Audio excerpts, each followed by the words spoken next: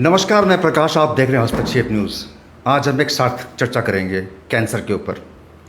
हम हफ्ते में एक बार आपके लिए एक स्वास्थ्य से रिलेटेड कुछ ना कुछ आपके लिए लेके आते हैं। आज हम अरिहंत हॉस्पिटल में मौजूद हैं और हमारे साथ मौजूद हैं डॉक्टर विमल पंडिता। इनका एक संक्षिप्त परिचय दे दूं।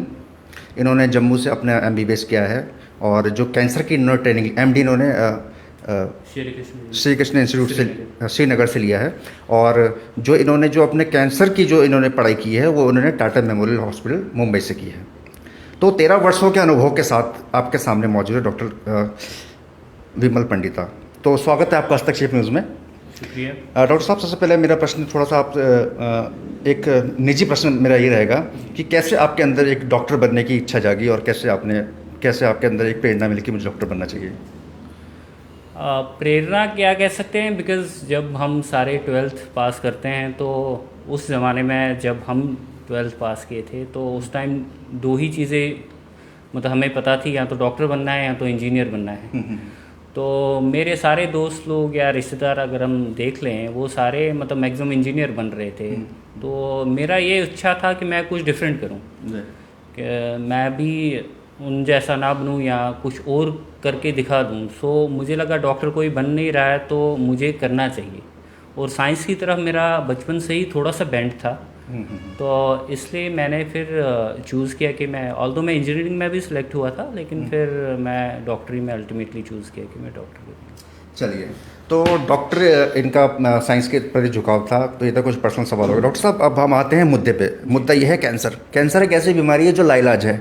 आज के ज़माने में कैंसर काफ़ी हद तक अगर पहले स्टेज में हम पकड़ लेते हैं तो इसका ट्रीटेबल है, अदरवाइज़ नहीं है। तो कैंसर होने के मुख्य कारण क्या क्या है?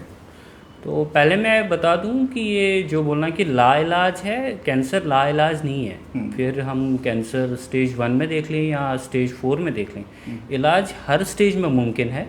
बट क्योर मतलब बिल्कुल ठीक होना, वो लास्ट स्टेज में पॉसिबल नहीं होता है। बट अर्ली स्टेज में हम क्योर भी कर सकते हैं। मतलब जैसे एक स्लोगन है कि cancer is curable if detected early. So अगर हम स्टेज 1, स्टेज 2 या स्टेज 3 में भी डिटेक्ट करते हैं तो कैंसर बिल्कुल ठीक हो सकता है अगर प्रॉपर डायग्नोसिस और ट्रीटमेंट हो। स्टेज 4 में हम पेशेंट की उम्र बढ़ा सकते हैं, उसके सिम्टम्स की राहत कर सकते हैं, बट यूजुअली क्योर नहीं कर सकते हैं, एक्सेप्ट कुछ कैंसर से जो स्टेज 4 में भी क्योर होते हैं। तो दर्शकों को मैं चाहूँगा कि आप इस न्यूज़ को, इस वीडियो को ज़्यादा से ज़्यादा शेयर करें ताकि जो ज़रूरतमंद लोग हैं उन तक ये ज़रूर पहुँचे, क्योंकि कैंसर एक ऐसी बीमारी है जो पता नहीं लग पाती है, धीरे धीरे पनपती है अपने अंदर में। और अगर आपको कुछ पूछना भी है तो डॉक्टर साहब से आप ऑनलाइन पूछ सकते हैं हमारे माध्यम से, ताकि अधिक से अधिक जानकारी लोगों तक पहुँच सके। डॉक्टर साहब, ये जो कैंसर है, कैंसर कितने प्रकार के होते हैं? कैंसर कितने प्रकार के होते हैं? कैंसर तो ब्रॉडली हम दो टाइप के कहते हैं, एक सॉलिड मैलिग्नेंसीज और लिक्विड मैलिग्नेंसीज। जी। सॉलिड मैलिग्नेंसीज है किसी भी ऑर्गन का कैंसर हो गया है तो उसको हम सॉलिड मैलिग्नेंसी। जो ब्लड कैंसर्स होते हैं उसको हम लिक्विड मैलिग्नेंसीज कहते हैं। सो ब्रॉडली दो टाइप के कैंसर होंगे जो हम हिस्टोलॉजी, फिर आता है हिस्टोलॉजिकली क्लासिफिकेशन करना। मतलब अगर हम एक साइट ले लें, लंग कैंसर ले लें, लंग कैंसर डजंट मीन कि वो एक ही कैंसर है। वो बहुत डिफरेंट टाइप के कैंसर होते हैं डिपेंडिंग ऑन कि उसका अंदर का जो ये बना है फ्रेमवर्क वो कैसा है हिस्टोलॉजी पे। उसमें डिफरेंट टाइप्स है, adenocarcinoma, squamous cell carcinoma, small cell carcinoma. So एक ही साइट पे डिफरेंट सब टाइप्स हो सकते हैं जी। तो ऐसे ब्रॉडली कैंसर को हम दो टाइप्स में करते हैं, सॉलिड एंड लिक्विड मैलिग्नेंसीज, और हर एक टाइप के फिर सब टाइप्स होते हैं।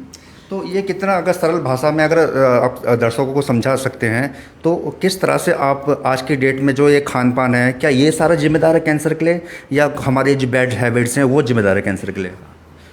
कैंसर एक सिंगल चीज़ से हम बोलेंगे कि नहीं होता है। अगर आप देखेंगे, अगर सिगरेट स्मोकिंग एक ऐसी चीज़ है जिससे 15 से 20 कैंसर हो सकते हैं। But at the same time अगर आप देखेंगे कि पॉपुलेशन में कितने सारे लोग सिगरेट पीते हैं लेकिन सभी को नहीं होता है कैंसर, तो दैट मीन्स और भी फैक्टर्स है जो सिगरेट स्मोक से मिल के फिर एक इंडिविजुअल में कैंसर पैदा करते हैं। सो यूजुअली हम क्या कहते हैं कि एक पर्सन के बैड जीन्स, जो जेनेटिक लेवल पे उनके जीन्स होते हैं, किसी जीन का म्यूटेशन हो गया तो वो प्लस लाइफस्टाइल फैक्टर्स हो गया ये जो हम कहते हैं, यही कोई स्मोकिंग करता है, कोई नहीं करता है। तो अगर वो लाइफस्टाइल फैक्टर्स में स्मोकिंग करते हैं या अल्कोहल पीते हैं तो उससे भी रिस्क बढ़ता है। वहाँ से उसके बैड जीन्स है, यहाँ से बैड हैबिट्स है यू कैन से। और फिर एनवायरमेंटल फैक्टर्स, अगर यही आदमी फिर किसी फैक्ट्री में काम करता है जहाँ पे बहुत धुआं है, जहाँ पे बहुत कार्सिनोजेनिक केमिकल्स निकलते हैं उस फ्यूम से, या एयर पोल्यूशन हम देख लेते हैं। सो ये जब तीनों चीज़ें कंबाइन करते हैं तो उसकी वजह से एक इंडिविजुअल में कैंसर के रिस्क बढ़ते हैं और फिर एक इंडिविजुअल में वो कैंसर हो सकता है। तो डॉक्टर साहब ने जैसे बताया कि कैंसर के कई सारे प्रकार होते हैं और कैंसर कई चीज़ों से हो सकता है, स्मोकिंग से हो सकता है, टैबैको से हो सकता है, इन चीज़ों से हो सकता है। लेकिन डॉक्टर साहब कहीं ना कहीं हमने ये भी देखा है, हमने ये पाया है कि जो ये सब चीज़ें नहीं करते उनको भी कैंसर हो जाता है। तो क्या इसकी मुख्य वजह है? अगर हम एक्चुअली बता दें कि ये रीज़न है कि इसको कैंसर हो गया, वो कोई नहीं बता सकते हैं। बिकॉज मैंने पहले ही बताया, ये इंटरप्ले होता है बहुत सारी चीज़ों का। सपोज़ एक इंसान एक अच्छे वातावरण में जीवन व्यस्त करते हैं, कोई बैड हैबिट्स नहीं है, मगर अगर उसको एक म्यूटेशन हो, या तो हेरिडिटरी फैमिली से ट्रांसमिट हुई हो या फिर लेटर लाइफ में उन्होंने एक्वायर की हो, उस सिंगल जेनेटिक लेवल से क्या एक कैंसर एक नॉर्मल कोशिका जिसको हम सेल कहते हैं वो कैंसरस बन गई, एक सेल, वो क्या होता है फिर उसमें डिवीजन में कंट्रोल नहीं होता है, वो डिवाइड करती रहती है। जब वो लाखों सेल्स बनाते हैं तो उससे एक मास बनता है। जब वो मास और ज़्यादा बढ़ता है तो वो फिर एक कैंसर बन जाता है, और वही कैंसर फिर एक जगह से लेके फिर अगली जगह फैलता है। सो डेस्पाइट अगर उस इंसान ने कोई गलत मतलब हैबिट्स नहीं है, मतलब अच्छे वातावरण में है, but because of this genetic mutation उसको कैंसर हो सकता है। But at the same time वो इंसान जिसको वो बैड हैबिट्स भी है, वो बैड एनवायरनमेंट में भी काम कर रहा है और बैड जीन्स भी है उनको, उसको कैंसर होने के ज़्यादा चांसेस है रादर देन दैट पर्सन के जिसके पास ये चीज़ें रिस्क फैक्टर्स नहीं है। तो कैंसर होने के मुख्य कारण यही हैं कि चाहे आप अच्छे वातावरण में आप रह रहे हैं तो आप इससे बच सकते हैं, लेकिन हमारी आज की जीवन शैली इतनी मॉडर्नाइज हो चुकी है, खान पान में इतने बदलाव हो चुके हैं कि उस वजह से भी कैंसर के कारण बन सकते हैं। डॉक्टर साहब, मेरा अगला प्रश्न आपसे ये है कि महिलाओं में पुरुषों की अपेक्षा ज़्यादा कैंसर देखने को मिलता है, महिलाओं में ज़्यादा कैंसर देखने को मिलता है, एक आम बात सी हो चुकी है। तो क्या लगता है आपको, क्या कारण है कि ऐसे कि पुरुषों से ज़्यादा महिलाओं में कैंसर देखने को मिलता है? अगर हम देख लें कि लास्ट 2-3 डिकेड्स में कैंसर की रेट बहुत बड़ी हुई है जी, लेकिन ये महिलाओं में नहीं है, पुरुषों में भी बड़ी है, दोनों में बड़ी है।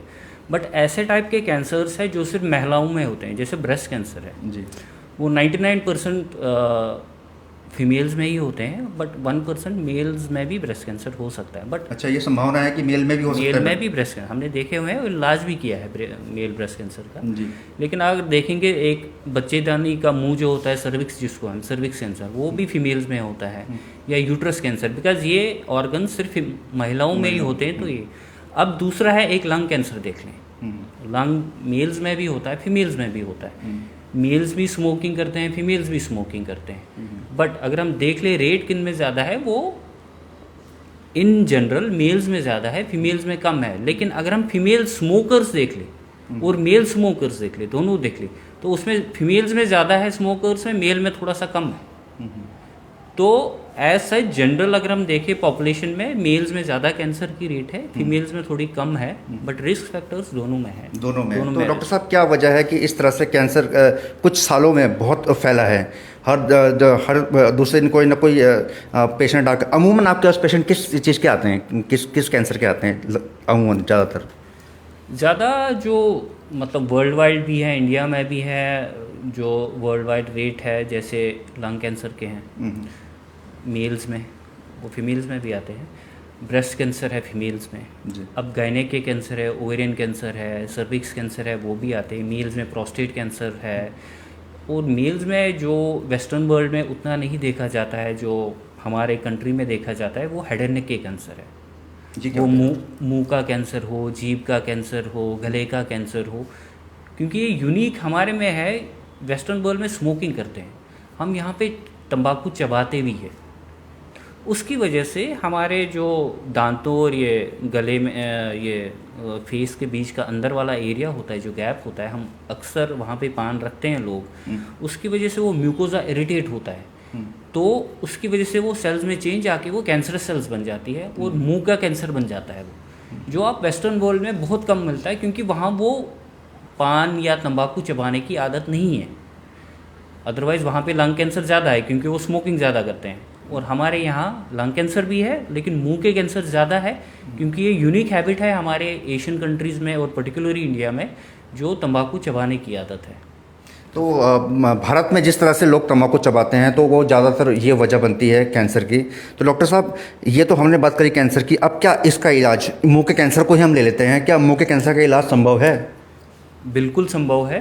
ये है कि अब अगर अब किसी को ये आदत है, अब वो वर्षों से वो तंबाकू चबाते हैं, अगर उनको कभी भी लगेगा कि मुझे सपोज़ कोई अल्सर हो रहा है मुंह में, या स्वेलिंग हो रही है या ब्लीडिंग हो रही है, तो इसको इग्नोर नहीं करना है, उसको तुरंत डॉक्टर के पास जाना है दिखाने के लिए कि ये मुझे नई चीज़ हो रही है।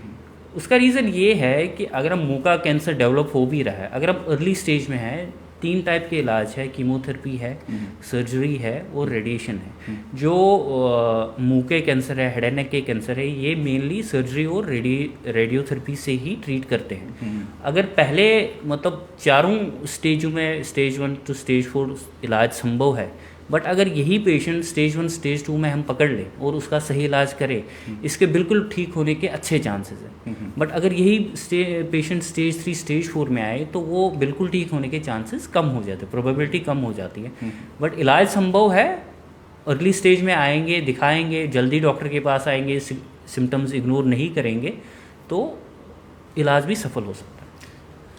तो इस तरह के सिम्टम्स हैं, मुंह से खून निकलना, स्वेलिंग होना, और जो तंबाकू खाते हैं प्लीज़ आज से तंबाकू छोड़ दीजिए, और क्योंकि ये हमारे स्वास्थ्य के लिए अच्छा नहीं है, ये कैंसर का कारण बनते हैं। एक बहुत बड़े बड़े पैकेट्स तंबाकू के होते हैं, सब कुछ होते हैं, इसमें छपा भी होता है, वार्निंग्स भी होती है, लेकिन उसके बावजूद भी इंडिया में बहुत कम लोग हैं जो इसको इग्नोर कर देते हैं। तो ऐसा नहीं करना चाहिए। डॉक्टर साहब, आप क्या सलाह देना चाहेंगे ऐसे लोगों को? तो वो ठीक है, मतलब हम जो सिगरेट के पैकेट्स है उस पर वार्निंग साइन हुआ होता है, बट अगर हम देख ले जो स्टडीज़ भी हुई है उसका उतना ज़्यादा पॉपुलेशन में नहीं असर हुआ है। तो उससे बेटर है कि पॉपुलेशन में पहले अवेयरनेस कराए, कैंसर होता है, तंबाकू खाने से कैंसर होता है, उससे क्या हालत हो सकती है, वो अवेयरनेस। बिकॉज हम देखें बहुत सारे पॉपुलेशन में नॉलेज ही नहीं है कैंसर की। वो नॉलेज होना, फिर इलाज है, और किसी को लगता है फिर अगर कैंसर हो भी गया तो अब तो इसका इलाज ही नहीं है, वो घर बैठते हैं। तो पहले नॉलेज होना है कि कैंसर क्या है, कैसे होता है, फिर इसका इलाज कैसे होता है, प्रॉपर जगह पे इलाज करा दें। सो इसके लिए अवेयरनेस कैंप्स है जो हम बीच बीच में करते रहते हैं ताकि पॉपुलेशन में अवेयरनेस हो। तो वो ज़्यादा ज़रूरी है, पहले पॉपुलेशन को नॉलेज दे दे कैंसर होता क्या है और कैसे, किस चीज़ से होता है और क्या क्या उसके परिणाम हो सकते हैं, और आपके लिए अच्छा क्या है, बुरा क्या है, क्या चीज़ें छोड़नी चाहिए, क्या चीज़ें अपनानी चाहिए कैंसर के लिए।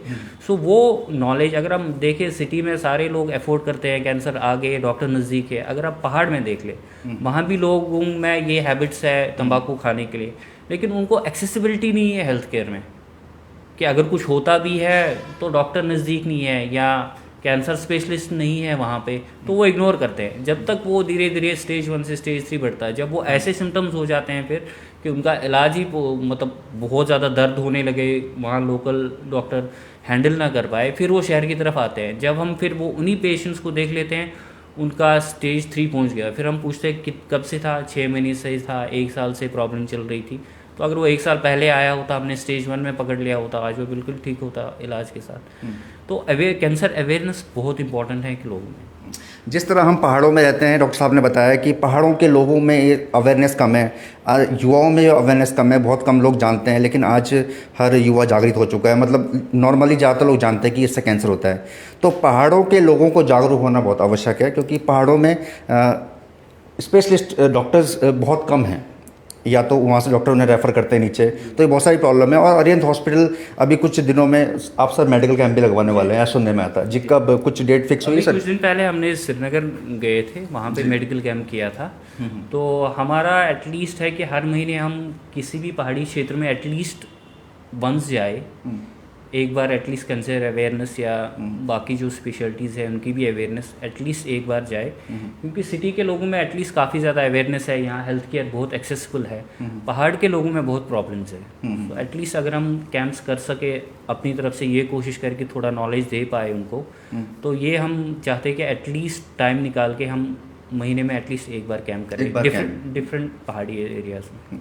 तो पहाड़ों में भी अरिहंत हॉस्पिटल कैंप लगा रहा है और ऐसे 13 वर्ष के अनुभवी डॉक्टर आपके समक्ष होंगे, तो आप आइए। अगर हमारी खबर आप तक पहुंच रही है तो हम इसे कमेंट में मेंशन कर देंगे, यहाँ का एड्रेस, अरिहंत हॉस्पिटल का एड्रेस और यहाँ का जो टोल फ्री नंबर है जिसमें आप हेल्प ले सकते हैं और आप आ सकते हैं कैंप में।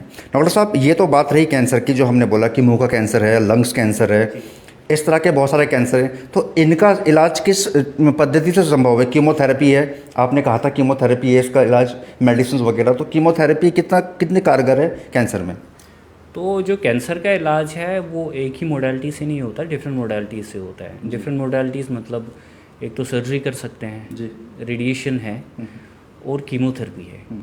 तो ये मेन जो मोडालिटीज़ है कैंसर को एक ट्रीटमेंट करने का, वो किस कैंसर को किस मोडालिटी से, एक मोडालिटी से ठीक हुआ या दोनों मोडालिटीज़ या तीनों मोडालिटीज़ यूज़ करनी है, वो डिपेंड करता है कौन से साइड का कैंसर है, कौन से टाइप का कैंसर है, कौन से स्टेज में कैंसर है।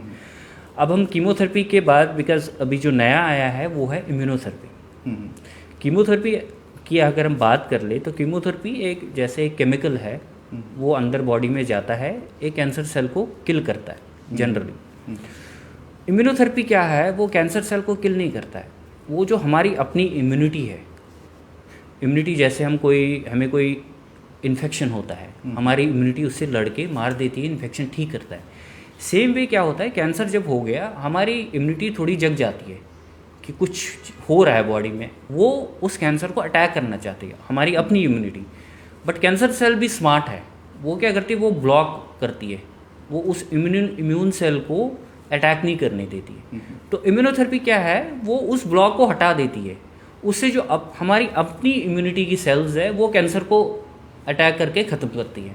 सो ये एक नया रेवोल्यूशन है और जो अगले आप देखेंगे 5-10 साल में ये बहुत कामयाब होने वाला है कैंसर के खिलाफ। बहुत अच्छी मोडालिटी है, इसके यूजुअली साइड इफ़ेक्ट्स भी बहुत कम होते हैं, जैसे कीमोथेरेपी के बहुत ज़्यादा होते हैं, इसके कम होते हैं साइड इफ़ेक्ट्स। और ये अपने ही सेल्स हैं जो कैंसर में मतलब कैंसर को अटैक करके ख़त्म करते हैं। तो इम्यूनोथेरेपी एक नई पद्धति, एक नई टेक्नोलॉजी आई है जिससे कैंसर का उपचार संभव है, इसलिए कैंसर से डरने की आवश्यकता नहीं है। कैंसर ट्रीटेबल है, कैंसर का इलाज हो सकता है, कैंसर का इलाज संभव है। आज के मॉडर्न ज़माने में साइंस ने तरक्की कर ली है।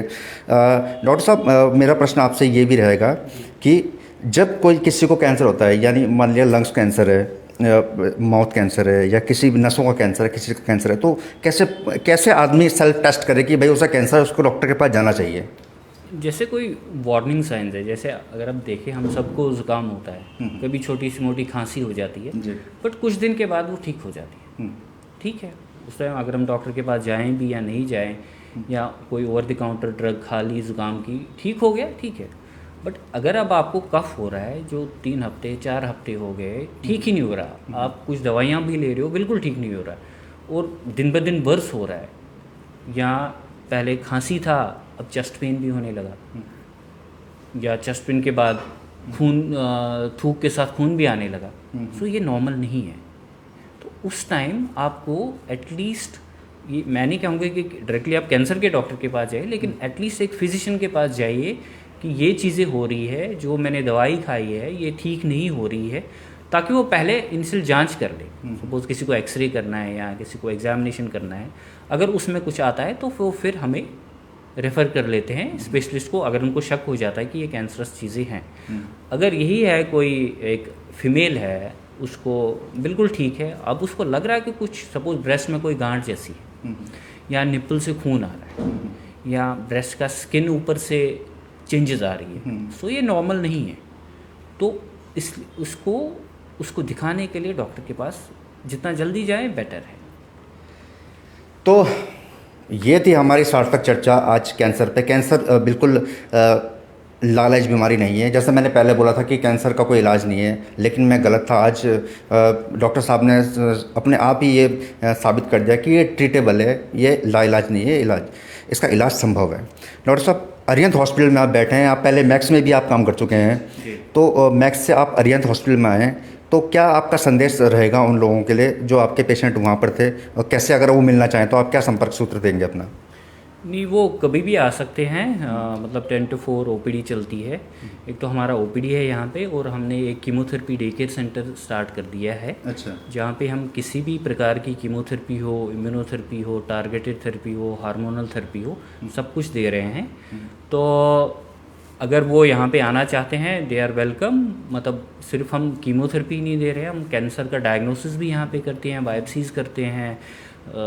सेकंड ओपिनियन किसी को लेना है, वो किसी को मतलब एक डॉक्टर से मिलते हैं, वो दूसरे डॉक्टर से मिलना चाहते हैं, वो भी हम देते हैं यहाँ पे, जो भी उनके लिए बेटर रहता है, तो सही सलाह। और सेकंड जो हमने कीमोथेरेपी है वो हमें पता है कि ये महंगा होता है और प्रोलॉन्ग चलता है, इलाज भी चलता है। सो हमने क्या किया है कि हमने डिस्काउंटेड रेट पे यहाँ पे कीमोथेरेपी रखा है, ताकि पेशेंट को भी कुछ बेनिफिट मिले, बिकॉज उनको बहुत सारा खर्चा करना पड़ता है इस चीज़ के लिए।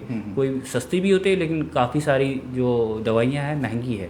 तो हमने डिस्काउंटेड रेट्स रखे हैं, जो कीमोथेरेपी लगाने के रेट्स है वो भी कम रखे हैं, so that overall general population सारे बेनिफिट हो जाए। ये जिनके पास उपचार कराने के साधन है वो भी, और जिनके पास नहीं है उनकी जितनी भी हम हेल्प कर सकते हैं वो सारा कुछ रखा हुआ है।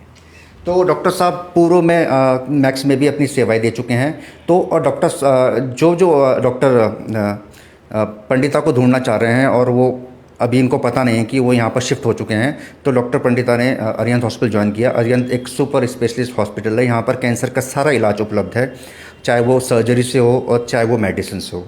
तो आप अगर हमारे द्वारा अगर हमारी सूचना आप तक पहुँच रही है, तो अरिहंत हॉस्पिटल जो रिस्पना पुल से आगे जाकर लेफ़्ट में है, यहाँ पर आप देख सकते हैं बहुत बड़ा बोर्ड लगा हुआ है। तो डॉक्टर साहब, थोड़ा सा आप यहाँ का एड्रेस थोड़ा सा वो कर दीजिए। सो अगर आप देहरादून सिटी से आ रहे हैं तो रिस्पना पुल क्रॉस करके आपको अराउंड 100 मीटर आगे चल के राइट साइड पे ये पड़ता है। ये 4 स्टोरीज हॉस्पिटल है, तो राइट साइड पे पड़ता है। ये मेन हरिद्वार रोड पे है, रिस्पना पुल से around 100 meters on right side. अगर आप हरिद्वार ऋषिकेश या एयरपोर्ट की साइड से आ रहे हैं तो लेफ़्ट साइड पड़ेगा, रिस्पना पुल से थोड़ा पहले 100 मीटर। तो डॉक्टर साहब, और क्या क्या सुविधाएं उपलब्ध हैं आपके द्वारा यहाँ पर अरिहंत हॉस्पिटल में, और क्या क्या सुविधाएं, मतलब जैसे कोई गरीब है, नहीं उपचार करा पा रहा है, उसके लिए क्या योजना है? आयुष्मान कार्ड, गोल्डन कार्ड जो चल रहा है, उसके थ्रू आप क्या क्या इलाज कर सकते हैं यहाँ पर? एक तो हमने बोला कि जो हम अपनी तरफ से कर सकते हैं, जो डिस्काउंट रखे हुए हैं, फिक्स डिस्काउंट रखे कीमोथेरेपी ड्रग्स पे, जो चढ़ाने के खर्चे भी वो भी बहुत से कम रखे हुए हैं। सेकंड, अभी हमारा नेगोशिएशन चल रहा है, अभी हमने आयुष्मान भारत का अभी यहाँ पे नहीं है, बट हम चाहेंगे कि वो भी आए, ताकि मैक्सिमम पेशेंट्स को हम मतलब अपनी सेवाएं दे पाएँ। बाकी जो दूसरे पैनल्स है, ESI है, CGHS है, ECHS है, उसको बिकॉज ये नया ही हॉस्पिटल है, इस पर थोड़ा टाइम लगता है वो अप्रूवल आने में। जैसे वो अप्रूवल आएगा तो उससे काफ़ी ज़्यादा जो स्कोप है पेशेंट्स को ट्रीट करने का वो ज़्यादा बढ़ जाएगा। जी, डॉक्टर साहब, जाते जाते मैं आपसे ये बोलूँगा कि आप हमारे द्वारा समस्त जनता को क्या संदेश देना चाहेंगे कैंसर के ऊपर, कि अगर आपको मतलब क्या खान पान रखना चाहिए, किस तरह से आपको अपनी डाइट फिट रखनी चाहिए जिससे कैंसर ना हो, किन चीज़ों को अवॉइड करना चाहिए? देखिए, सबसे इम्पॉर्टेंट है कि जो आप कोई चीज़ें हैं जिसको आप चेंज नहीं कर सकते हो, जैसे आपका जेनेटिक मेकअप है, जीन्स है, कोई म्यूटेशन हो गई, उसको आप चेंज नहीं कर सकते हो, या बढ़ती एज भी एक कारण होती है कैंसर ज़्यादा डेवलप होने, उसको भी आप चेंज नहीं कर सकते हो। सो ऐसी चीज़ें हैं जिसको आप चेंज नहीं कर सकते हो, बट ऐसी भी चीज़ें हैं जिसको आप चेंज कर सकते हो, जैसे हेल्दी लाइफस्टाइल, मतलब खाना हेल्दी खाएं, फैट्स बहुत कम खाएं, शुगर्स बहुत कम खाएं, बैड हैबिट्स मतलब स्मोकिंग ना करें, अल्कोहल ना लें, और एनवायरमेंटल फैक्टर्स, मतलब अगर आपकी जगह आप जो वर्क प्लेस है आपका या जो लिविंग प्लेस है, अगर वहाँ पे लगता है आपको बहुत ज़्यादा पोल्यूशन हो रहा है तो आपको वो शिफ्ट करना पड़ेगा। सो ये है कि जो आप मॉडिफाई कर।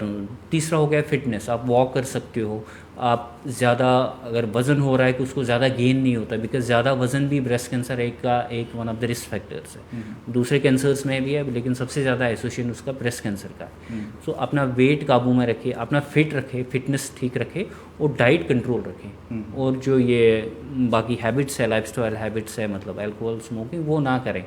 ये आपके हाथ में है, ये आप कर सकते हो। सेकंड है, जब भी आपको कुछ लगता है कि कुछ गड़बड़ चल रही है, कोई पेन हो रही है जो पहले नहीं थी, बहुत ज़्यादा हो रही है, दिन ब दिन बढ़ रही है, जो ठीक नहीं हो रही है किसी भी चीज़ से, तो आप उसको लाइटली मत लीजिए। कहीं पे स्वेलिंग आ रही है, आप उसको लाइटली मत ले। कहीं पे ब्लीडिंग, बार बार ब्लीडिंग पैचेस निकल रहे हैं आपके बॉडी में, उसको लाइटली ना, या फीवर्स आ रहे हैं, उसको लाइटली ना ले। अगर 2-3 दिन का है, 4-5 दिन का है, ठीक है वो।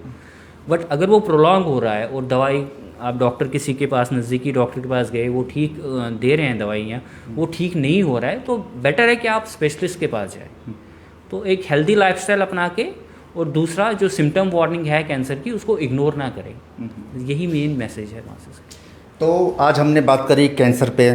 कैंसर, पहली बात तो कैंसर का इलाज संभव है, और दूसरी बात यह है कि अरिहंत हॉस्पिटल में डॉक्टर पंडिता बैठते हैं, विमल पंडिता, ये स्पेशलिस्ट हैं, आप इनसे भी मिल सकते हैं। और हम कमेंट में इनका संपर्क आपको प्रोवाइड कर देंगे। ये अरिहंत हॉस्पिटल मिलते हैं। तो लाइफस्टाइल, हेल्दी लाइफस्टाइल रखकर हम कैंसर को मात दे सकते हैं, कैंसर से बच सकते हैं।